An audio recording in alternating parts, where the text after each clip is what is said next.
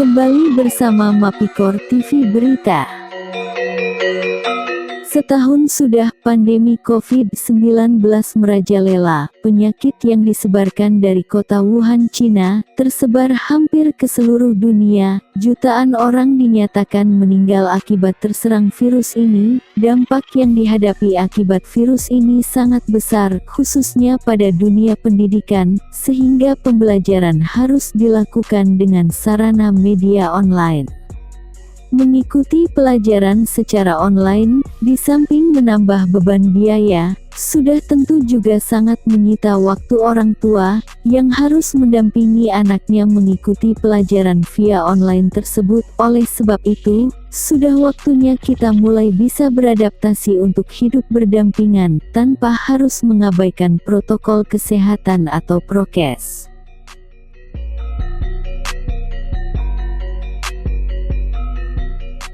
Sekolah Dasar atau SD 1 Kuta Bali, menjadi sekolah dasar percontohan dengan mulai menerapkan pola PTM pembelajaran melalui tatap muka pada Jumat tanggal 19 Maret tahun 2021. Diharapkan hal ini akan menjadi percontohan bagi sekolah di seluruh Indonesia umumnya, dan Provinsi Bali khususnya, dengan melaksanakan protokol kesehatan sesuai ketentuan yang berlaku, sehingga PTM SD 1 Kuta Bali akan menjadi pilot project.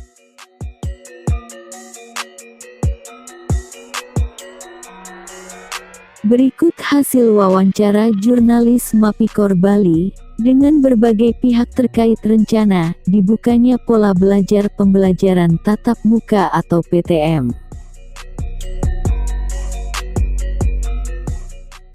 Dalam pertumbuhan Elkom Swastiastu. Saya Kepala SD nomor 1 Kuta, didampingi oleh salah satu orang tua murid.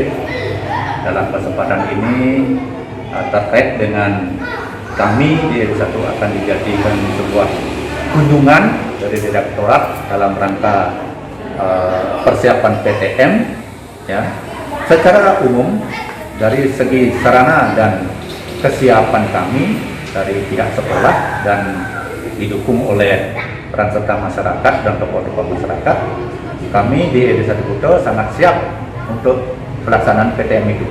Mengingat dari segi sarana dan kesiapan guru-guru sudah sangat siap, di samping juga peranan orang tua yang selama ini masih melaksanakan pembelajaran daring, jadi pembelajaran dalam jaringan. Jadi mereka sangat-sangat membutuhkan sentuhan-sentuhan, terutama pendidikan karakter. Karena pembelajaran daring itu mereka hanya bisa dapatkan ilmu, sementara pembentukan karakter itu masih sangat dibutuhkan sentuhan-sentuhan dulu. Itulah dasar pemikiran kami dari Dewan Guru dan tokoh-tokoh masyarakat untuk mengusulkan kepada pemerintah, dalam ini direktorat, ya, supaya kami diizinkanlah untuk melaksanakan pembelajaran tatap muka. Tapi setelah dilaksanakan pembelajaran tatap muka, ada beberapa catatan-catatan yang mesti kita, sekolah, orang tua, dan pemerintah perlu juga harus catat. Ya. Pertama, anggaran untuk persiapan tatap muka itu, karena kami juga harus mengutamakan yang namanya protokol kesehatan itu menjadi prioritas utama kami.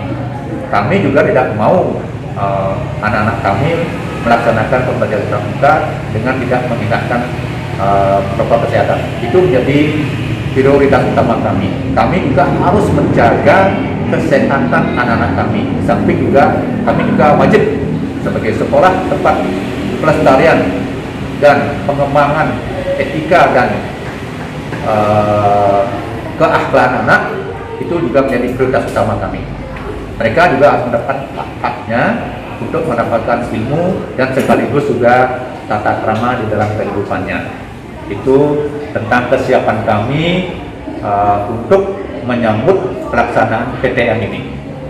Nah, kemudian harapan-harapan kami kepada pemerintah dalam hal ini, jadi kami di SD 1 Kuta janganlah hanya sekedar dijadikan contoh barangkali atau desain model, ya, tapi dengan kondisi dan relasi yang kami miliki, ya jaringan-jaringan ke internasional itu SD 1 Kuta bukan hal yang baru lagi, karena kami sudah jalan dari lama.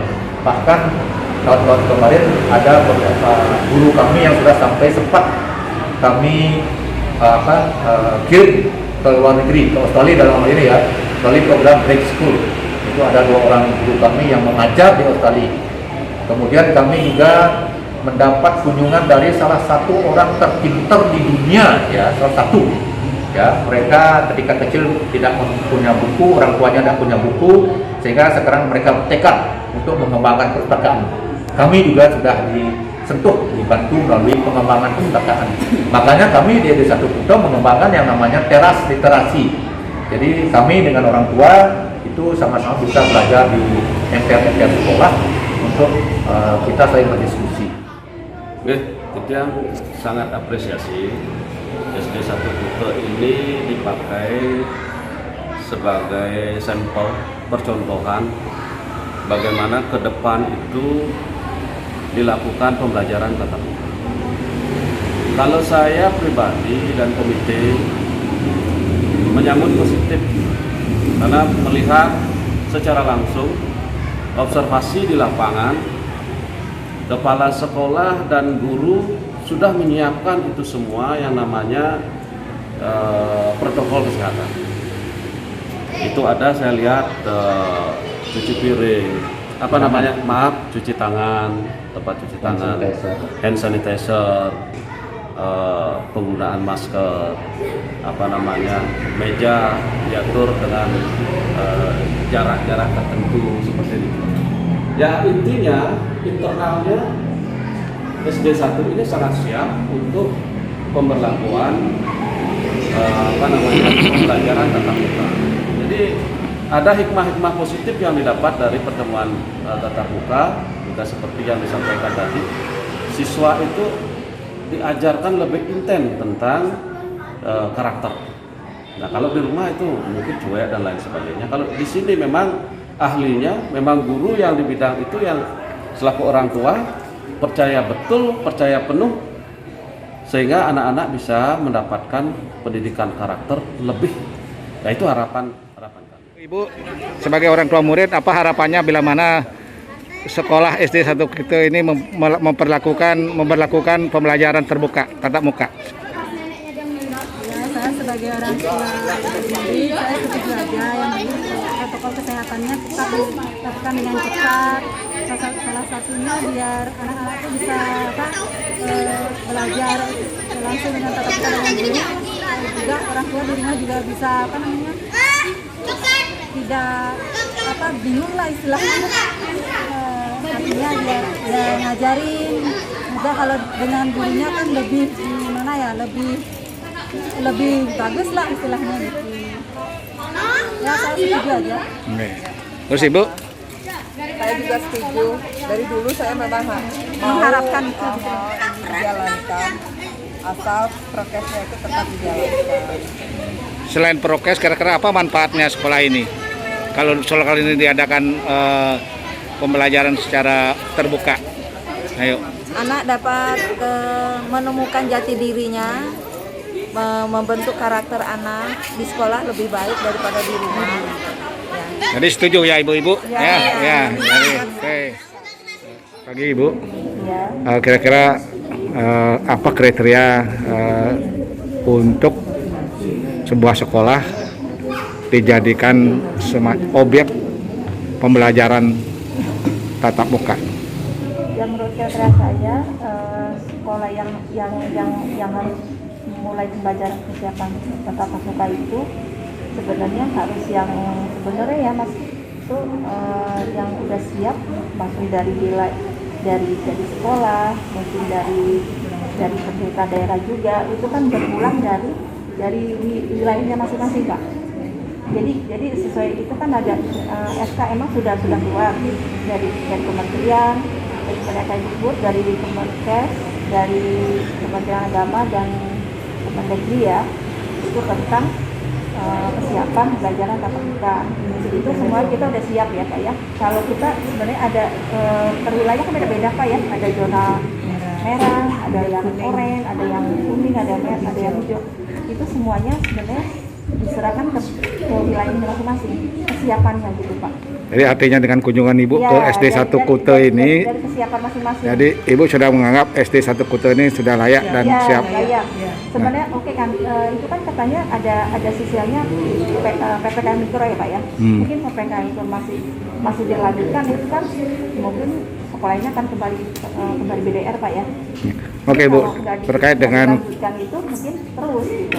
Terkait dengan yang kesiapan itu tadi, Bu, sejauh mana peran pemerintah untuk membina atau mengawal daripada prokes terhadap pelaksanaan ini, Bu?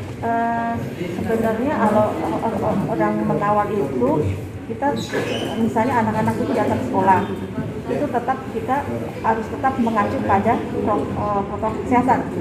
Kita nggak bisa lepas dari itu Pak. Meskipun kita ya, misalnya dari 50% atau tahap 75%, kita tetap ada protokol itu Pak. Kita nggak bisa lepas dari itu. Tetap mengacu pada sesuai dari wabah ini. Oke Bu, dengan terkait dengan persiapan prokes itu kan tidak bisa dipungkiri memerlukan dana Bu. Nah, sumber dananya itu nanti dari mana Bu? Kalau dana itu ya Mungkin dari dana bos Bu diambilkan karena dari pemerintah daerah nggak ada. Bisa mungkin kalau mungkin dari sisi sekolah mungkin tidak kan Pak, dari masing-masing sekolah. Masing-masing sekolah atau memang ada kucuran dana khusus dari pemerintah? Dari dinas pendidikan belum ada. Saya sejauh ini ya Pak ya. Baik Ibu, terima kasih.